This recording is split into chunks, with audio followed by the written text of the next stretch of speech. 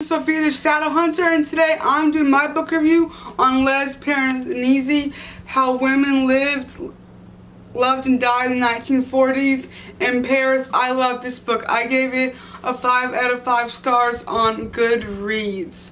This book was very interesting. It definitely is not what I was expecting. It was really educational, and I love that about books and things that if it's educational, that's what I gravitate to. When I go pick up a historical book or even a historical fiction, I expect to learn and to be educated, and this book definitely did it. So if you want to know about how women lived and what it was like to live in Paris in World War II in the 1940s, about providing for themselves, keeping themselves, their families safe, and their children, you should read this book. I really enjoyed it. This book came out about 2 years ago, and I thought it came out sooner than that because of some of the years and dates I saw in this book, but it is about a 2-year-old book, and it is number 2 on BBC Radio, The Book Club, and I really enjoyed this book.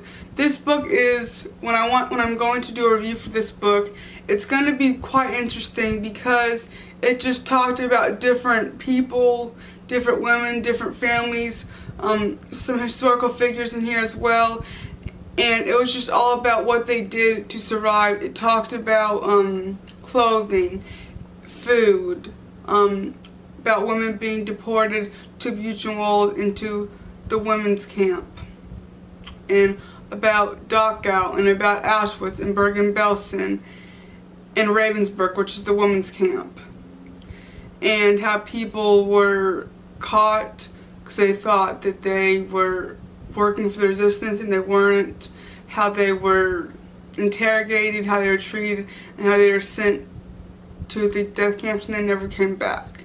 And this was just, quite to say, a very overwhelming book, an overwhelming story.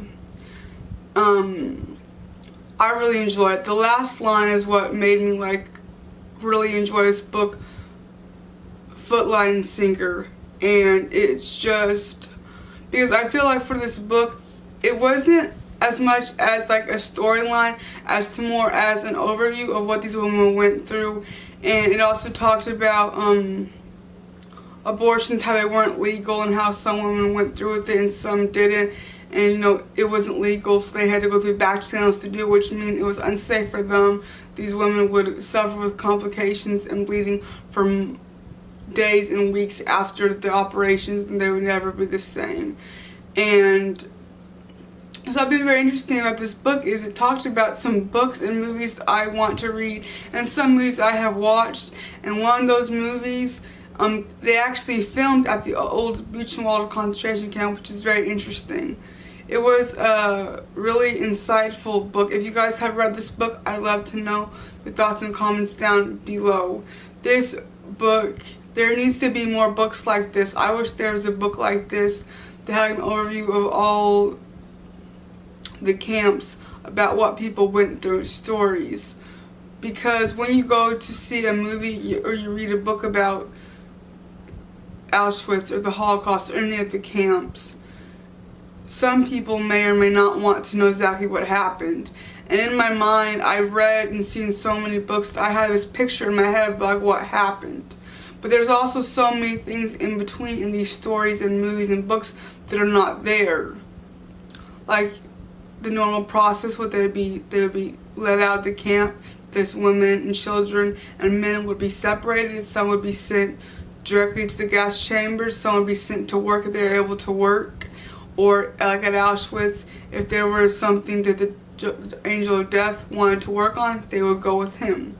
And then from then on, if they were going to be workers, they were sent to be, their hair was cut off, and they were given a tattoo, and they were sent to being disinfected. Sometimes it was actually disinfection. Sometimes it ended up being gas chambers. They were told it was a shower, but it wasn't. And others were given uniforms and sent to work. And others just waited, were treated that way and left in a makeshift shelter or a tent and died from sickness and starvation. And I know that seems probably very difficult for some people to hear and want to know that, and if some people do, it might be offending. I do not think that this is, I'm not boasting about it because I think it was good or it was amazing. I want to talk about this so people can know what happened, because how terrible it was, and so that it can never happen again. One of the things is we will never forget. And I want to help make sure that people don't forget about what happened, because it could happen again, and history can repeat itself. So I hope you guys like this video, and I'll see you guys next week with another one. Goodbye.